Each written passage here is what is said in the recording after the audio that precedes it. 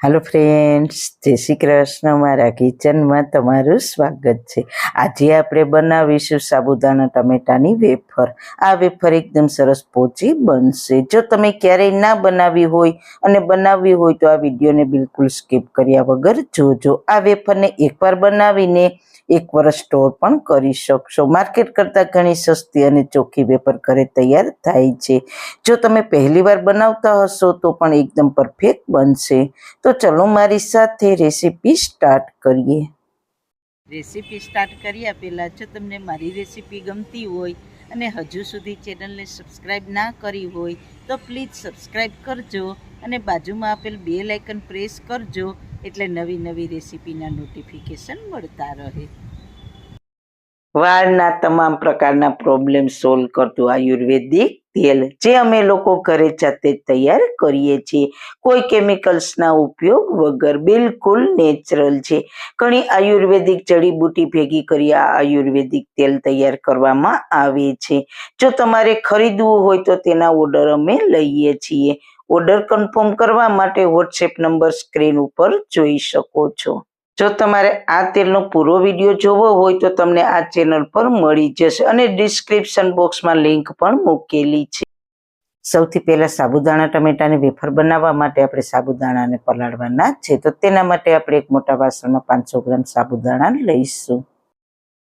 हूँ तमने अहींया परफेक्ट माप बतावीश एटले तमारी वेफर पण परफेक्ट बने।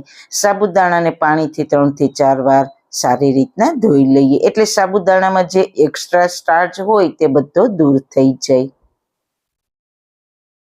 साबुदाणा सारी रीतना धोवाई जाय पछी 500 ग्राम साबुदाणानी सामे 1 लीटर पाणी उमेरी दईशुं।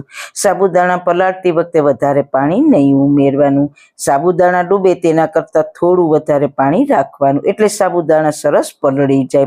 हवे आने ढांकीने 6 થી 7 કલાક साबुदाणाने पलળવા दईशुं। 7 કલાક પછી તમે જોઈ શકો છો સાબુદાણા સરસ રીતના પલળી ગયા છે। આમાં જરાય એક્સ્ટ્રા પાણી નથી અને દાણાને આ રીતે પ્રેસ કરો તો તે આસાનીથી પ્રેસ થઈ જાય છે। સાબુદાણા પલાળીએ પછી તે તળિયે ચોટી જાય તો તે સાબુદાણા સારી ક્વોલિટીના ના કહેવાય। આ રીતે સરસ બધા દાણા છૂટા છૂટા રહે તે રીતે પલાળેલા હોય તેવા સાબુદાણાની વેફર સરસ બને।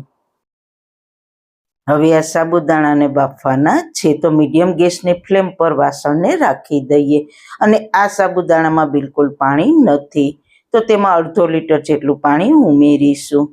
થોડું થોડું કરીને ઉમેરીશું। અહીંયા પાણીની ક્વોન્ટિટી સાબુદાણાની ક્વોલિટી પર ડિપેન્ડ કરે છે પણ અંદાજે તમારે 1/2 લીટર જેટલું પાણી જોશે। तो आ रीते थोड़ू थोड़ू पाणी उमेरता जईशुं अने पाणीने आ रीते मिक्स करता जईशुं। आमां अत्यारे आपणे मीठुं के कंई ज नहीं उमेरीए। मीडियम गैसनी फ्लेम पर साबुदाणा सरस ट्रांसपरंट थाय त्यां सुधी चलावता रहीशुं एटले तळिये बेसी ना जाय। हवे मैं 1/2 લીટર जेटલું पाणी उमेरी दीधुं छे अने आ रीते चलावता रहीशुं एटले साबुदाणा तळिये चीपके नहीं। हवे गैसनी फ्लेम धीमी करीने साबुदाणा बफाय छे त्यां आपणे फटाफट टमेटानी प्यूरी तैयार करी लईए।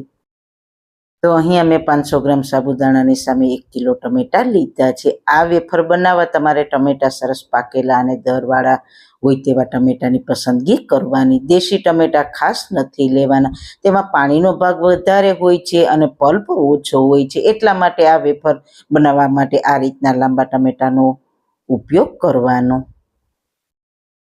હવે આ ટમેટાના મીડિયમ સાઇઝના ટુકડા કરીને મિક્સર જારમાં લઈ લઈએ।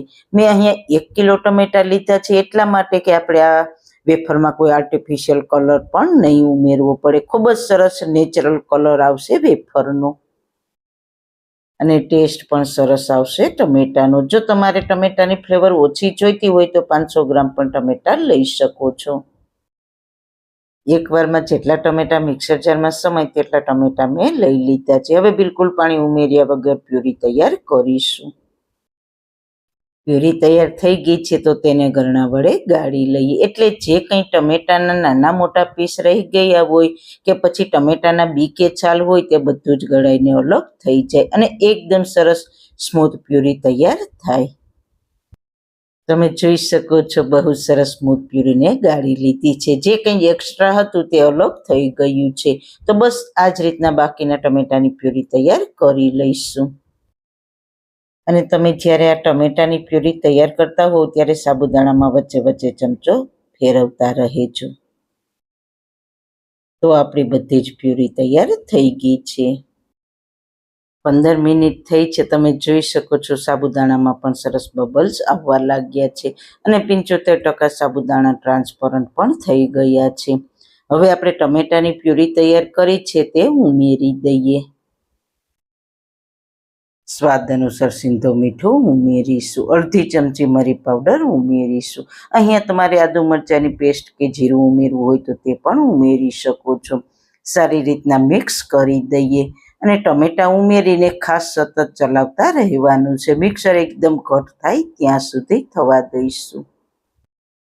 8 થી 10 મિનિટ જેવું થયું છે. તમે જોઈ શકો છો આપણું મિક્સર એકદમ સરસ ઘટ થઈ ગયું છે અને થિકનેસ પણ પરફેક્ટ આવી ગઈ છે.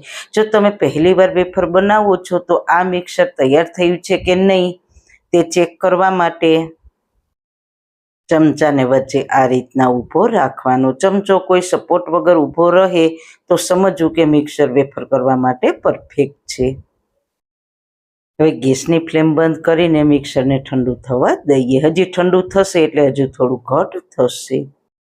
હવે વેફર પાડવા માટે આપણે પિત્તળના સંચામાં જે સ્ટાર શેપની ચકરી આવે તેનો ઉપયોગ કરીશું.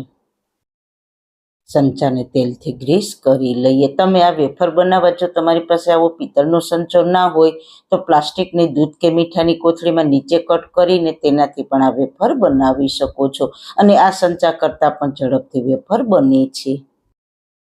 આ રીતના પ્લાસ્ટિકની કોથળીમાં નીચેથી કાતરથી કાપીને પછી તેમાં મિશ્રણ ભરીને પણ વેફર પાડી શકાય છે.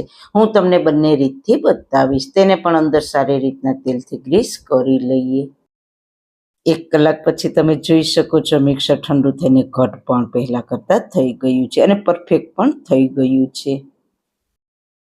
હવે બંનેને આ તૈયાર કરેલા મિક્સરથી ભરી દઈશું. હવે પ્લાસ્ટિકની કોથળીમાં ભરી દઈએ. હવે આ બંને વસ્તુનો ઉપયોગ કરીને વેફર પાડીશું.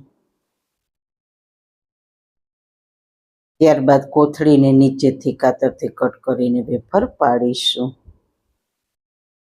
વેફરને પાડવા માટે મેં નીચે પ્લાસ્ટિક પાથરી દીધું છે. અહીંયા તમારે જેટલી જાડી કે પતલી વેફર કરવી હોય તે પ્રમાણે કટ કરવાનું અને આ રીતે વેફર પાડતા જવાનું.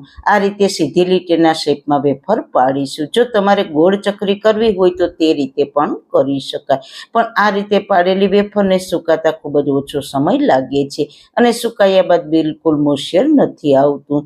તો 1 થી 2 વર્ષ સુધી આ વેફર બિલકુલ ખરાબ નથી થતી. તમે કોઈ પણ શેપમાં આ રીતે વેફર પાડી શકો છો. હવે આ વેફરને સંચાથી પાડવી હોય તો સંચાને આપણે જેમ સેવ કે ગાંઠિયા પાડતા હોઈએ તેમજ રાઉન્ડ સંચો ફેરવીને તે જ રીતે સંચાને ફેરવતા જવાનું. પણ મને સૌથી સહેલી અને ઝડપી રીત કોથળીમાં ભરીને વેફર પાડવાની રીત સારી લાગી છે. મેં તમને બંને રીત બતાવી છે. જે રીત સારી લાગે તે રીતે વેફર પાડી લેજો. તો હવે બધી વેફર પડી ગઈ છે. મેં આ વેફરને પ્લાસ્ટિકની કોથળીથી પાડી છે. મને ફક્ત 10 જ મિનિટનો સમય લાગ્યો છે આટલી વેફર બનાવવામાં. તો હવે આ વેફરને 2 દિવસ સુકાવા દઈશું. 2 દિવસ બાદ તમે જોઈ શકો છો ખૂબ જ સરસ વેફર સુકાઈ ગઈ છે. તમે આ વેફરને તોડો તો ખૂબ જ આસાનીથી તૂટી જાય છે. તે રીતના વેફરને સુકવવાની છે. આ વેફર બિલકુલ તૈયાર છે. તેને એરટાઇટ ડબ્બામાં ભરીને 1 વર્ષ સુધી સ્ટોર પણ કરી શકશો. હવે હું તમને તળીને બતાવીશ. એકદમ નેચરલ કલર આવ્યો છે. આપણે આમાં કોઈ ફૂડ કલર ઉમેર્યો નથી. વેફરને તળવા માટે મેં પહેલાથી તેલ ગરમ મૂકી દીધું હતું. તેલ સારું ગરમ થાય પછી ગેસને હાઈ ફ્લેમ પર તળીશું એટલે વેફર સરસ રીતના ફૂલશે. તો જોતાં જ ખાવાનું મન થઈ જાય તેવી વેફર સરસ ફૂલીને કલરફુલ બની છે. આ વેફર ઝડપથી લાલ થઈ જાય છે અને બળવાની વાસ આવે છે. એટલે ખાસ તળતી વખતે ધ્યાન રાખવાનું, વેફર ફૂલે એટલે તરત જ વેફરને કાઢી લેવાની. તો વડીલો પણ ખાઈ શકે તેવી આ વેફર પોચી બની છે. તો જરૂર એકવાર ટ્રાય કરજો. તમને કટ કરીને પણ બતાવું. તો છે ને એકદમ પોચી. તો સારું ખાઓ, ખુશ રહો. આવી સરસ રેસીપી જોવા માટે તમારો ખૂબ ખૂબ આભાર. મારી રેસીપીને લાઈક કરજો, શેર કરજો, મારી ચેનલને સબસ્ક્રાઈબ કરજો. ફરી મળીશું એક નવી જ રેસીપી સાથે. ત્યાં સુધી બધાને મારા જય શ્રી કૃષ્ણ.